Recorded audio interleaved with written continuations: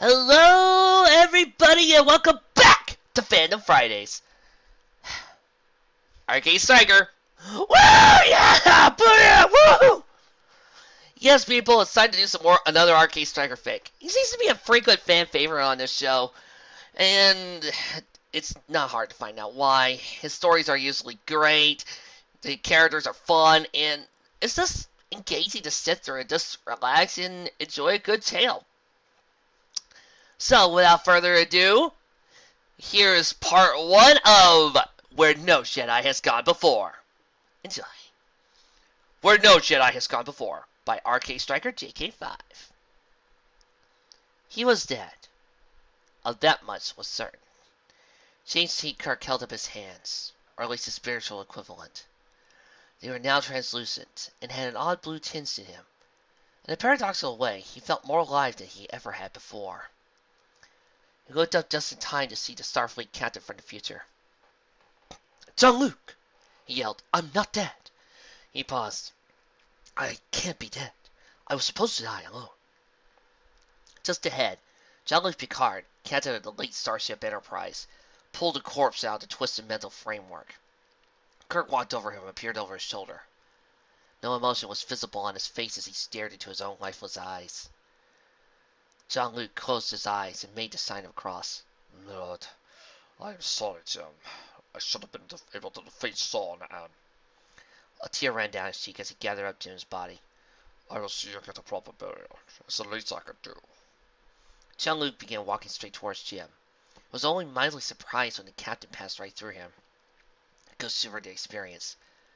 "I don't like that." "It's not so bad, once you get used to it." Jim spun around and instantly shifted into a standard Starfleet defensive stance. About a half-second later, he remembered his intangibility. "Who are you?" he asked as he regarded the man.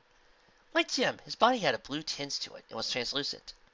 Unlike Jim, who was still clad in a Starfleet uniform, he wore a simple gray shirt, white pants, and brown robe. His face was obscured by a hood. Jim walked to him. "My name is James T. Kirk, late of the Starship Enterprise. I ask again, who are you?"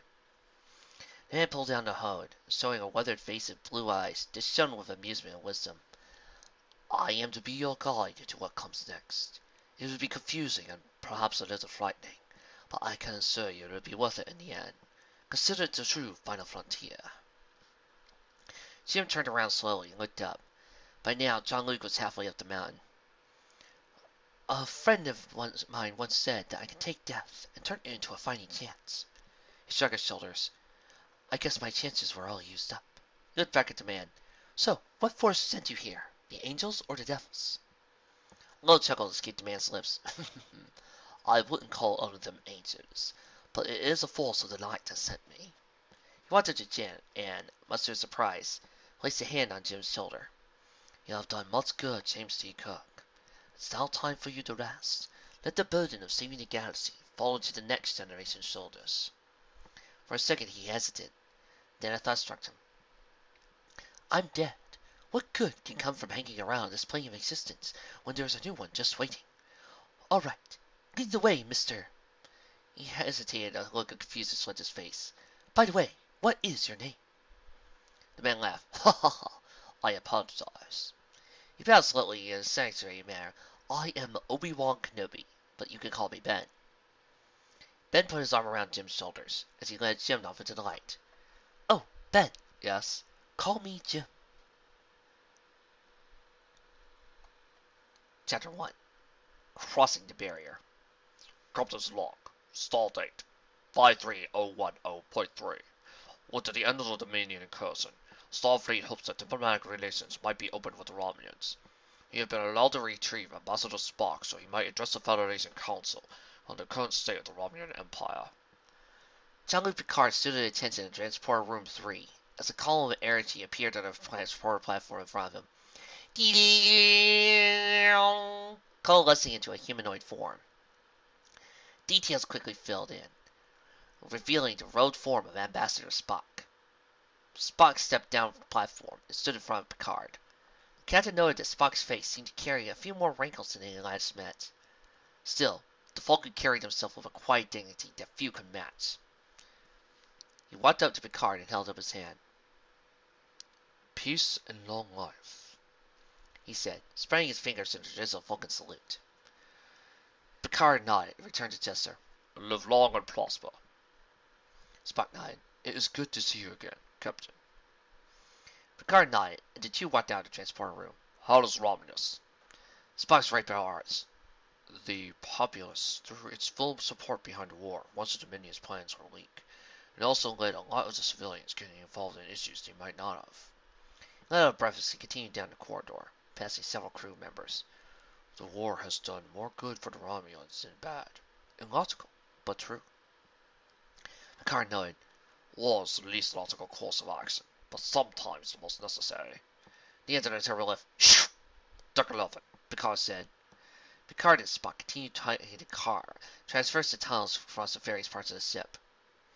We have Ambassador Wolf with us. Perhaps you two can. Before Picard could happen, the turbo lift shuddered around them. Both men also felt their vision dim, as the lights inside the car shorted out for a moment. Picard tapped his combat. Fritz, what happened? Commander William Riker looked up from the science station in the Enterprise's bridge. We're not sure, Captain. The ship dropped out of warp, and then everyone's vision went fuzzy for a moment. Frankly, I'm not sure what happened. He glanced up at the ops station, currently occupied by the ship's second officer, Commander Lieutenant Commander Data. Data glanced up from the various readouts and shrugged. I have no idea what's going on, sir. Riker let out a groan and looked at the main view screen mounted on the bridge. Helm, check the position of the stars against our maps. Let's see where we are. The main view screen flickered from a shot of space to a three-dimensional picture of the local sites on one side. Various star maps of star clusters and sectors flashed on the other as the computer tried to match up where they were. The computer spoke for a full minute. Unable to identify location. Data turned back to Riker and smiled. Well, we are explorers. Perhaps now we can do quite a bit of exploring. Riker scowled and turned back to the science station. Get to work on finding out what happened. Data nodded and sat back down. Aye, sir. The aft turbo lift door opened, allowing Picard and Spock to enter. Report, Picard ordered. Riker looked up and over. We don't have any real answers, Captain. One moment we were going along at warp 7. The next, our visions dim and our sensors go offline. Spock's right bow arched. I'm afraid, Commander Riker, that is often the case. He walked over to the station and leaned forward. His hands darted over the controls and eyes narrowed slightly. He was this close to grabbing a Viewmaster and checking it out. Ow! I'm sorry! I'll never do that again! The first officer shrank back a bit, and a bit of sweat broke on his forehead in proximity of a sense of legend. It quickly passed as the half-Vulcan's hands continued to fly over the console, checking readings and sensor logs. He straightened up and looked over to the ops station. Mr. Data, I'm going to perform a quantum analysis. Will you assist me? The pale-skinned android cracked his cranium to one side and scratched his head. I would be happy to, but what would be the point? A new voice spoke up before Spock could answer. Captain, we have an unidentified ship entering sensor range. Picard turned to the source of the voice, an Andorian tactical officer by the name of Tirsek. Could you identify it? Tirsek snarled and shook her head, straggly white hair swishing about. I can't, sir. It doesn't match any known configuration in our database. She looked up and let out a sigh. Sigh, sir. Picard waved her off and walked over to his chair. He sat down and looked up the main view screen. Let's put this new arrival on screen. The image abruptly changed from space to a small but growing disk. Magnify. The disk grew into a larger one. Details began showing. Two triangular progs stuck out in the forward section. Large scissor discs jutted out from the dorsal surface. Picard's trained eyes also picked out an obvious weapons emplacement on top. Tirsek spoke up. Sir, we are being hailed audio only. The captain nodded. Put it through. A male's voice came through. This is Han Solo of the Millennium Falcon. Are you people lost? Picard's eyebrow lost in an almost Vulcan-like fashion. Oh, I believe so. I'm Captain Jean-Luc Picard of the Federation Starship Enterprise. Can you please tell us our location? A short laugh came over. That's a good one. There was a short pause. Wait, you really don't know? The turbo lift doors opened, allowing Ambassador Worf to exit. He wore black pants, a toe, and a robe laden with medals. Worf walked over to Picard's chair and looked over at the viewer. I apologize for the delay, Captain. I was doing my calisthenics when it happened. Picard nodded in understanding. Then he looked at the view screen as he addressed Han Solo again. I'm afraid not, Captain Solo. It appears we accidentally caused enormous expanse of space in little time, throwing us in an entire space. I appreciate any help. And the Falcon, Fawn's brown eyes looked over the strange ship. He had to admit it. It had some fine lines to it. It looks like she's moving, even while she's standing still, She muttered. Chewie went nodded. I would give anything to look at that thing's engines. Wookiee growled. Han leaned forward and toggled the comm switch. Captain, you're near the Yavin system. My brother runs the Jedi Academy on the fourth moon of the gas giant. If you like, I can escort you there. Chewie looked over at Han, but he waved him off. Don't worry, pal. I got a good feeling about this. Picard thought for a moment before speaking. We'd be happy to take you up on your offer, Captain Solo. Picard out. Tirsek closed the channel before speaking. Captain, I think I know what this Solo fella's talking about. There's a star system 2 light years out. Sensors not only indicate a gas giant, but one with several moons. Picard nodded, and he organized his thoughts before speaking. Master Data, continue the quantum scan and coordinate with Ambassador Spock. I want a report by the time we hit this Yavin system. He stood up and turned to Worf. Ambassador, we may need you once we get there. Worf drew himself up to his full light, his dark eyes piercing. I am at your disposal, Captain. The captain nodded, patted his arm. Thank you. He turned to the helm and spoke. Set course for the Yavin system. Warp 7. The Enterprise's bow rose, and the impulse engines fired, sending the Sauron-cast battlecruiser forward. It passed the Millennium Falcon. The comparatively tiny CEC YT-1300 freighter pirouetted on its axis and followed behind. The twin nacelles of the Enterprise flashed, creating a warp field sending the ship hurtling forward at 656 times the speed of light. Captain Falcon followed, and with a flash of light, entered hyperspace. Captain's log. Stall date 53015.7. The Enterprise is now in orbit around the fourth moon of a gas giant. Hopefully, we might be able to contact someone in authority here. Meanwhile, Commander Data and Ambassador Spock have a theory of what has happened to us. Observation Lounge. Lieutenant Commander Data stood at the head of the table with a weird smile on his face. Picard, Riker, Worf, Spock, Tirsek, Chief Engineer Tori LaForge, and Counselor Deanna Troy, what, no Crusher, all sat at the conference table and waited for Data to begin. I believe Ambassador Spock and I have figured out what has happened. We have crossed over into an alternate reality through a tear in the space-time continuum. I'll allow you to hold your breath for that one. Another shock. Our warp engines continue to use continuum distorted propulsion, so the Enterprise was able to punch through very easily. Worf massaged his forehead and sank down to his chair. Not again, he muttered. I'm with Worf on this one. Tia looked up and over at the ambassador. I'm afraid so, Ambassador. Unfortunately, we should not be jumping realities. Worf let out a breath. For that, I am eternally grateful. A sudden thought crossed his mind. Wait, what are we doing here? Shouldn't we head back before the hull closes? Yes, sitting up. Spock turned and looked over to the entity in Klingon. The rift sealed immediately after we crossed over, Ambassador. It is entirely logical to assume our warp engines will be more than sufficient to reopen it. Data nodded in agreement. Worf shrugged, not entirely convinced, but willing to wait. Picard looked about. I think this is an unprecedented opportunity for exploration. Think about it. We are all in another universe, and we have a very reliable means of getting back to Federation space. He slams his hands on the table and puts them in the vertical position. Commander Tirsek, contact this Jedi Academy and see if they'll allow us to bomb a small landing pod down. Tirsek nodded. Yes, sir. She stood up and made a beeline for the door. Riker called out before the doors opened as he exited. And Tirsek, see if you can find out what a Jedi is. Tirsek nodded and paused before leaving the conference room, her antennae twitching. Luke Skywalker stood out on the landing field, his blue eyes cast up at the sky. The gas giant Yavin Prime dominated the sky, but if he enhanced his eyesight, he could make out a solid sliver of silver against the predominantly blue sky.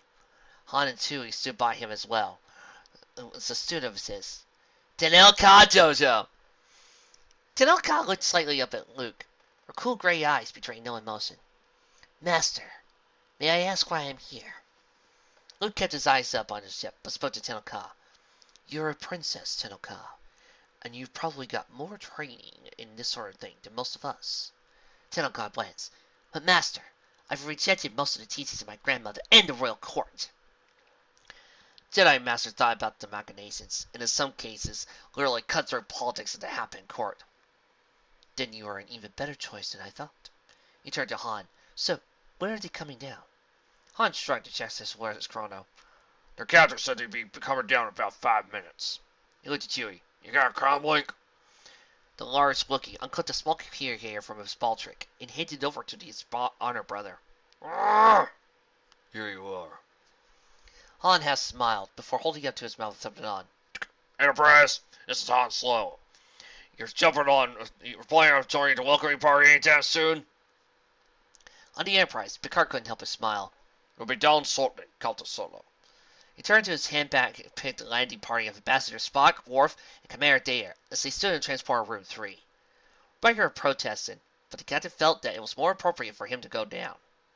The quartet stood onto the raised platform and oriented themselves. Coordinates unlocked in, sir. The transporter operator stood from behind the console. Picard nodded.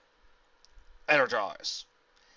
His vision clouded as his body was disassembled on the quantum level, transmitted down and reassembled. When Picard's vision cleared, he saw 3 humans and 1 large humanoid standing at the base of an ancient temple, similar to ancient Mayan structures on Earth. Knowing Picard, he must be going crazy for this. How the hell did you do that?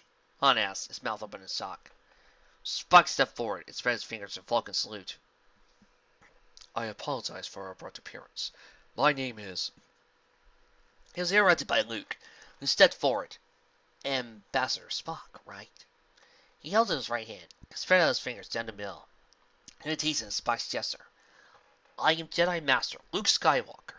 I welcome you to Yavin 4. Spock eyebrows arched. Fascinating. He then motioned to Picard, Data, and Worf.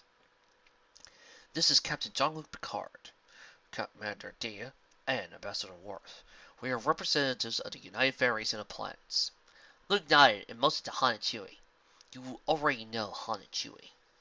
Han half smiled and waved, while Chewie bared his fangs and roared agreeing. Welcome. His brown eyes fell on Worf, and a low rumble came through his throat. The Klingon bared his own fangs, and let return a growl emanate from his throat. No, Bad Worf, stay! Luke motioned to the 4th member of the Welcome Committee, and this is Tenelka, princess and heir to the High Peace Cursorium. Tenelka stepped forward, her flame-red hair trailing behind. I greet you. Worf glanced at her, clad in lizard-skin armor and with a missing left forearm. She is warrior-born. Spock looked into Luke's blue eyes, while Luke slightly probed Spock through the Force. His mental discipline is immense. Spock's green eyes focused on Luke. Mr. Skywalker, we have determined that the Enterprise has crossed into another universe. Chewie's mouth dropped at that. Really? Really? How powerful are those engines of yours? He asked over his chin. Han shrugged. Probably not as powerful as the Falcons. Spock's jaw worked for a bit before turning back to look.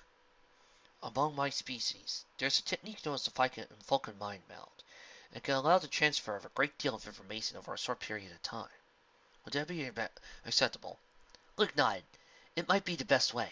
Go ahead, Ambassador. Vulcan raised his red hand, spread his fingers out, and placed his hand on Luke's face. My mind to your mind. Your thoughts to my thoughts. Tenelka gasped as he felt both Luke and Spock's mind intermittently emerging. Luke, sir, the needs of the many. Outweigh the needs. Spock finished. He blinked. The Force? Luke struggled to articulate. Jedi, Sith. Balance must be kept. Sarek? Spock nodded. His glassy eyes focused. And Anakin.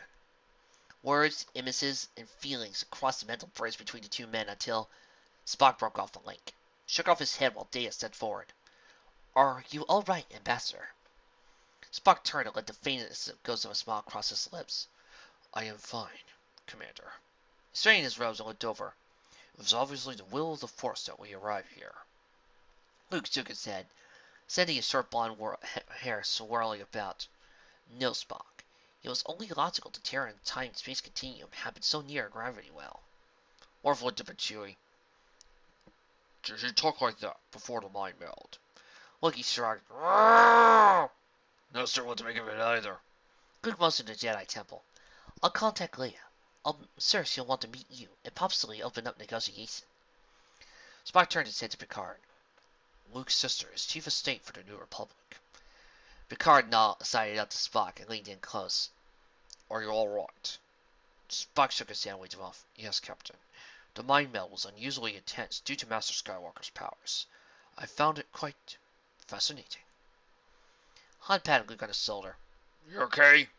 Luke's blue eyes focused on his brother-in-law. Yes, it was just strange. The former smuggler nodded, although Luke could still feel concern radiating off his best friend. Don't get all logical on me, okay? Don't want you to sound like an astromech. A smile tugged at the corner of Luke's mouth, but he kept a serious expression in the end. Picard tapped his comm badge. Enterprise, we have made a successful first contact. Riker's voice came over the embedded speaker grill, relief evident in his voice. Well, that's good.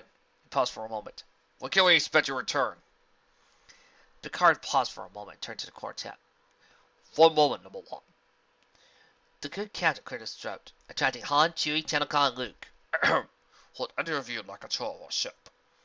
Chewie let out a roar and ran over Picard. Yeah, Captain, I do wish for a tour, he bellowed, jumping up and down like a cub. Tennokan let out a ghost of a smile across her lips. I also wish to take a tour of our ship. Han and Luke exchanged a glance. We're going to let them all have the fun? A big smile crossed Luke's mouth. It might be neat. All four walked over to the away team's position, and Picard spoke again. Bridge, we'll be having floor gas. Han stood next to Data, brown eyes looking to the sky. Will this hurt? Data patted him on the shoulder. I assure you, Captain, you will not feel a thing. Han turned to him and nodded. Before he could say anything, a silvery cloud descended over his eyes. When it lifted a half-second later, Han found himself standing in a room on an elevated pedestal. Worf, Spock, Picard, Data calmly stepped off. Picard turned back to the transporter room. That was a transporter. It could bust multitude. Picard stopped talking when he noticed none of the new arrivals moving. Luke waved his hand about and flexed it. That was incredible. Han's heads were checking his midsection as well, like, Condition check. Lungs. He took in a deep, long full of air. Check. He blinked and focused on Data. I can see. His shoulders started relief. I'm all here. He sat down and walked over to the transport chief. Hey, kid. How can I get one of these things for my ship? Picard raised his hand, palmed out. Captain Solo. About the tool. Han half turned away to him off. Oh, I'll catch up. Picard and Luke exchanged a glance, and Luke spoke up. Han, Chewie might need a translator. And what about the Enterprise's engines? Han rolled his eyes and stood back up. I'm coming, kid. Before he left, the former smuggler turned to transporter chief. I'll be back, though. What? You heard me, Jim. The Enterprise is in my reality. The crowds choose something. T.C. Kirk let out a metaphorical sigh and grabbed Obi-Wan Kenobi by his ethereal shoulders, spinning the Jedi Master around. They crossed into your dimension. Is that good? Ben shrugged. See for yourself. He waved his hand, and a small window into the world of the living appeared. The mist of the Force rolling back to reveal one of the many dimensions in the multiverse. Jim's jaw dropped as he watched the Enterprise fly through a tear of space again, and meet up with the Falcon. Not the best maintained ship, is it? Ben shot him a dirty look. I think we know who's responsible. Jim nodded. Both spirits turned and shouted, Q! On cue, a flash of light appeared, heralding the arrival of the sometimes malevolent godlike being. And what do you two pieces of consciousness want? Q asked. Jim mentioned to the window. Care explaining. Q shrugged. Sorry, boys, but I got an alibi this time. Finn's mustache twitched. Fight with the missus. Gulling scowled. Stop reading my mind. You're lucky I don't. Smite us or something? We know. The former Sergeant Cantor interrupted. The trickster waves him off. Oh, why don't you go talk to another malfunctioning computer, or pretend you're God into suicide? Jim run the in thought. Community Q. Chapter 2. Shock and Awe.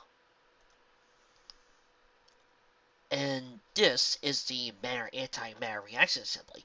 It powers the ship and allows us to exceed light speed while staying in the same universe. Jory looked forward and turned away from the large pulsating cylinder that powered the starship and into his guests.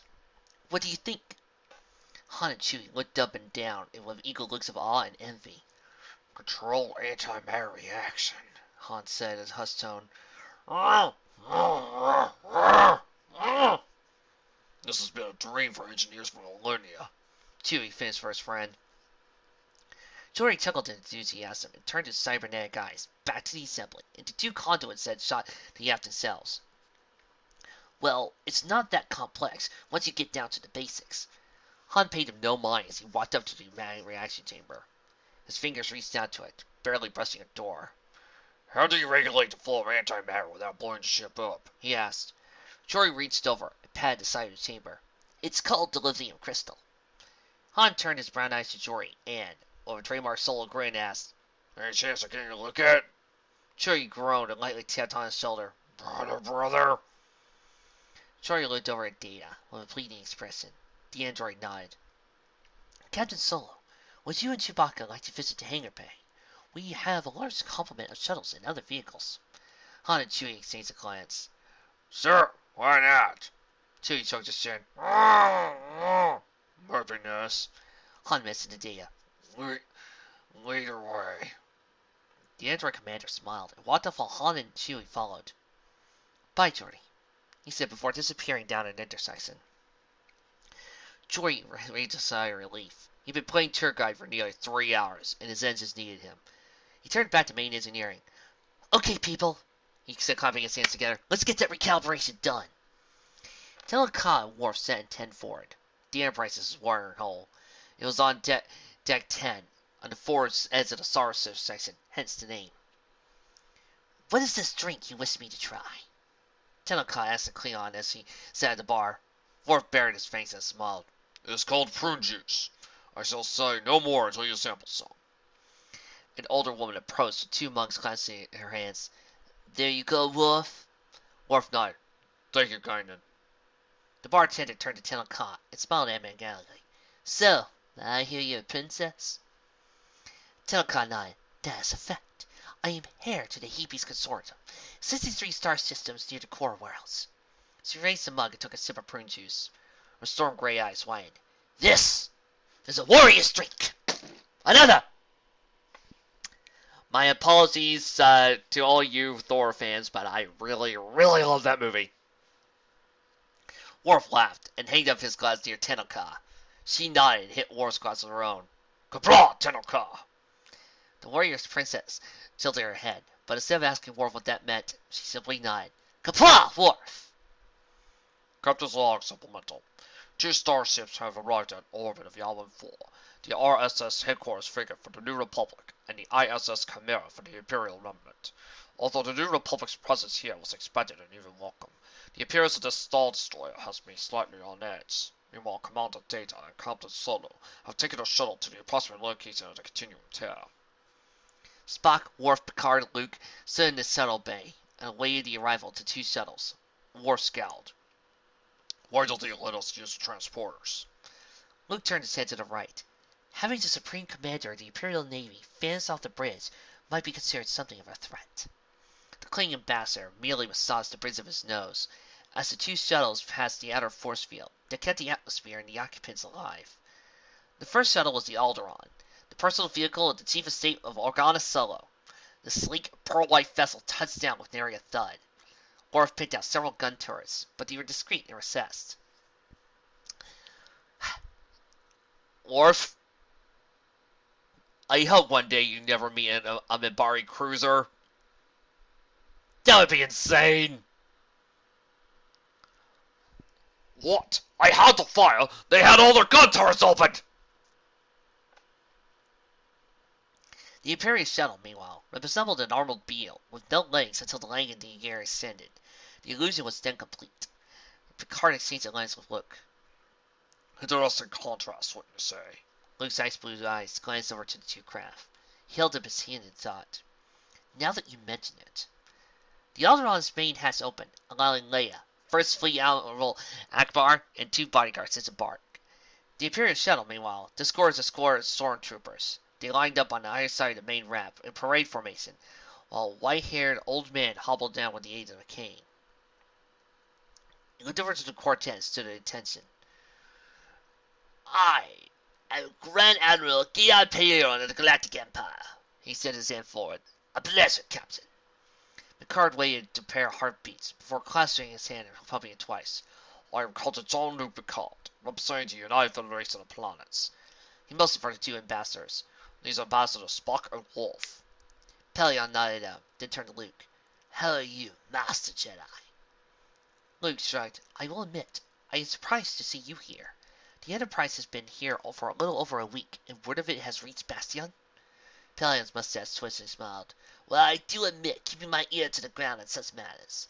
And, Princess, I swear you look better each time I see you. Leia looked up to the elderly Admiral and smiled. You're still as sharp as ever, Admiral Pelion. Akbar's eyes swiveled and looked at the back of Pelion's head. Be warned, Admiral. I will not tolerate any aggressive action on your part. This is a diplomatic mission. Pelion's right eye twitched at his word. Then what are you doing, Akbar? You're a head of military, not a diplomat. The tendrils under Akbar's wide mouth twitched, but he remained silent. Spock spoke up. It appeared that tensions still run high, despite the truce between your 2 powers. I suggest we all convene in a conference room and discuss this. Leia turned to the Vulcan and smiled, nodding once. That is an excellent idea, Ambassador Spock. She turned to Pelion. After you, sir. Pelion shook his head. No, ladies first. Worf rolled his eyes. Can't we all just get on with this? Luke sidled up and whispered to him. Wait until we get to the conference room, Worf. Then my sister will really unsheathe her claws. 5 minutes later! The group emerged from a rather crowded turbolift and onto the bridge. I must say, your ship is most advanced for a culture only a little over 2 centuries old, Pelion commented. He ran his fingers along the nearest console and whistled.